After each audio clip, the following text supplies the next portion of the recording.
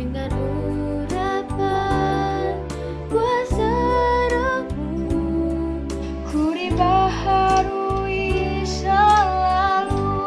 Jadikanku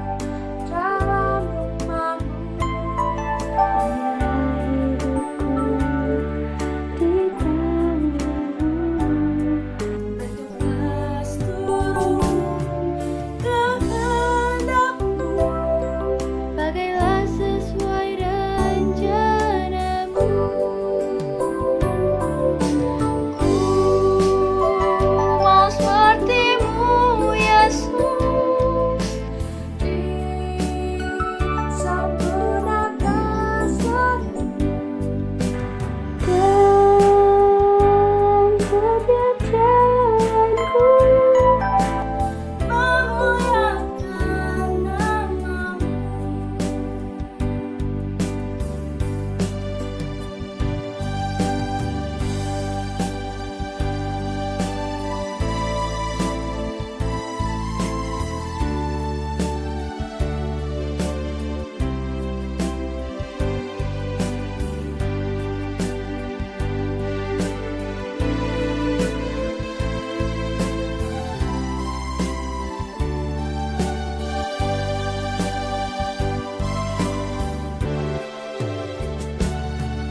Jadikanku Allah dalam rumah-Mu, inilah hidupku di tangan-Mu, bergegas turut kehendak-Mu, pakailah sesuai rencana-Mu.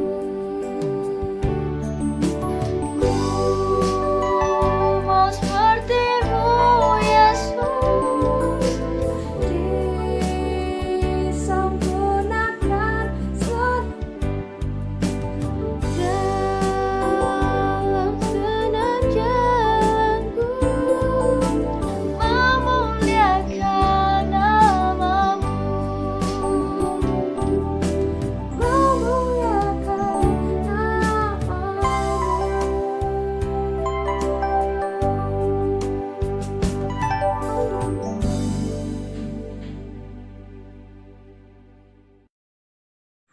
Selamat hari Minggu anak-anak yang dikasihi Tuhan. Kiranya damai sejahtera ada pada kita sekalian. Amin. Apakah di antara kalian ada yang tidak pernah merasakan takut atau khawatir? Pasti semuanya pernah merasakan ketakutan dan kekhawatiran. Apa bedanya takut dan khawatir? Itu beti Bu, alias beda tipis. Ya, memang takut dan khawatir sama-sama menggambarkan suasana perasaan kita, tapi keduanya mempunyai makna yang berbeda. Takut atau ketakutan adalah sikap atau respon terhadap suatu hal yang spesifik dan nyata di depan kita. Misalnya, kita takut terhadap seorang penjahat yang tiba-tiba menodongkan senjata tajam di hadapan kita.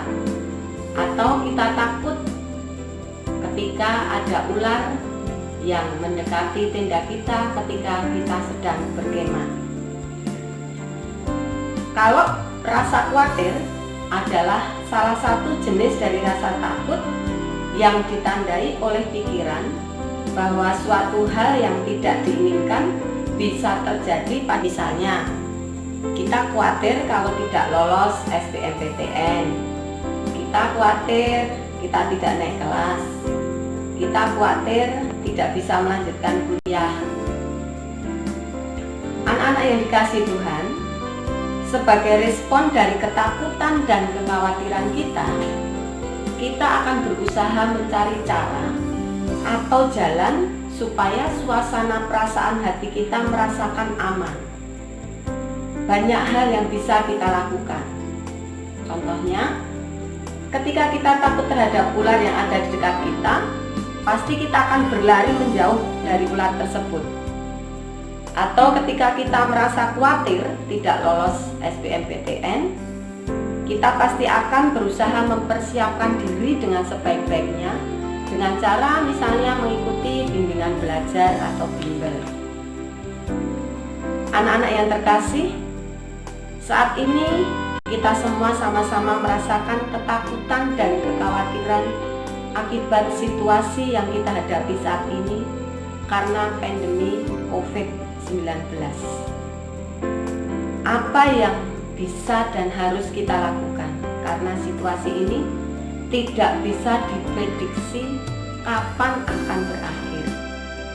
Kita semua sudah merasakan dampak yang kurang menyenangkan terhadap kehidupan kita.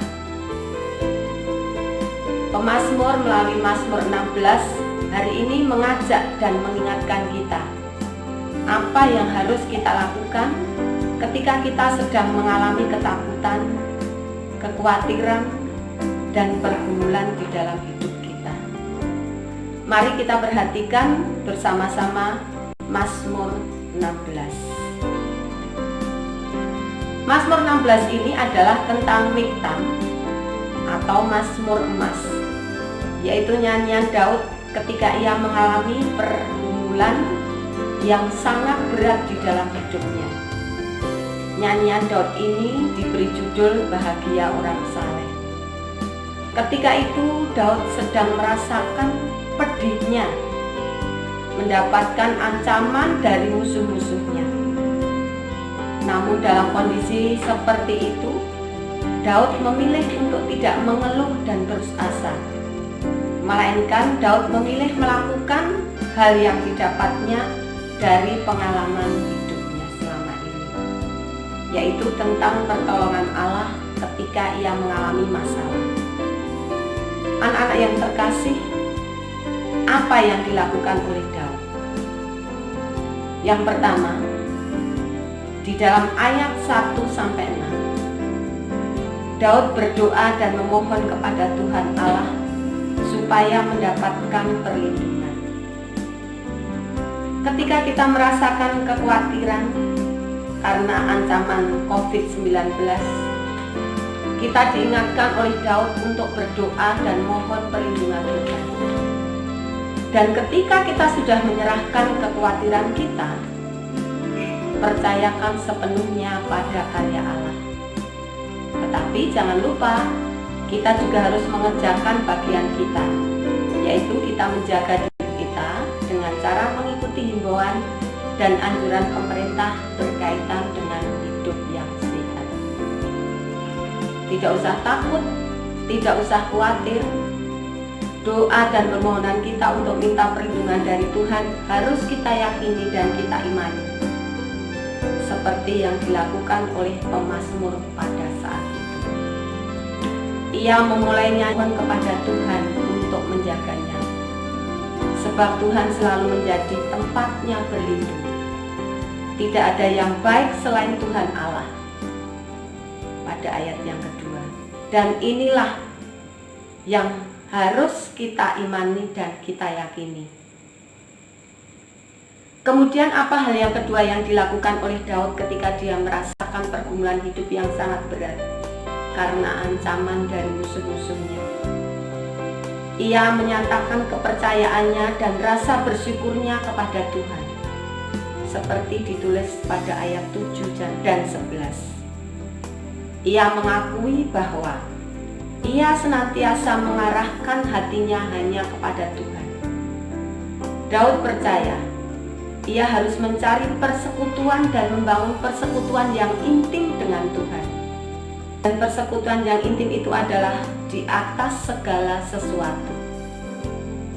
Kehadiran Tuhan dapat dirasakan oleh Daud senantiasa dan membawa ketentraman, sukacita yang berlimpah di dalam kehidupan Daud. Hubungan pribadi dengan Allah akan memberikan kepastian kepada orang percaya perihal kehidupan di masa depan. Anak-anak yang terkasih, adakah di antara kalian yang belum memiliki hubungan pribadi yang intim dengan Allah? Melalui miktam Daud, Daud mengajak kita untuk menjalin relasi pribadi yang intim dengan Allah, sehingga kedamaian, sukacita, ketentraman, dan bimbingan Tuhan senantiasa kita rasakan di dalam setiap pergumulan, setiap ketakutan dan kekhawatiran kita. Anak-anak yang dikasihi Tuhan, seringkali kita merasakan kekhawatiran dan ketakutan di dalam kehidupan kita. Mari kita belajar dari pemazmur Daud. Aku senantiasa memandang pada Tuhan, karena Ia berdiri di sebelah kananku, aku tidak goyah. Ayat yang ke-8. Jangan takut, jangan ragu, jangan gentar. Mohon perlindungan, miliki hubungan pribadi yang intim dengan Tuhan. Ketakutan hilang, kekhawatiran lenyap, karena Tuhanlah tempat perlindungan kita. Tuhan memberkati. Amin.